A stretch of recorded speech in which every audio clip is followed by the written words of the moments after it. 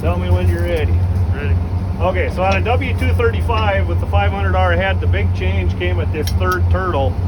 They changed this to counter rotate. So when I turn, this one's going the opposite direction.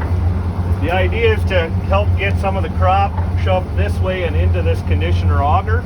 And also it cuts down on the wind vortex of the cutter head.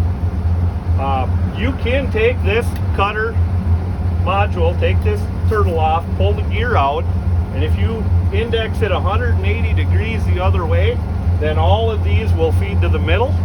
The same on the other side, they'll all feed to the middle. You simply unbolt this, pull the gear assembly out, turn it half a turn, drop it back in. It now drives on the other gear in the cutter bar and takes the counter rotation away. Some guys like that in the heavy crops because it's feeding everything more toward the middle of the head. On a 956, which is a very similar cutter bar, you can take the second assembly pop, because they all feed toward the middle. They all rotate the same direction, all feeding everything inward.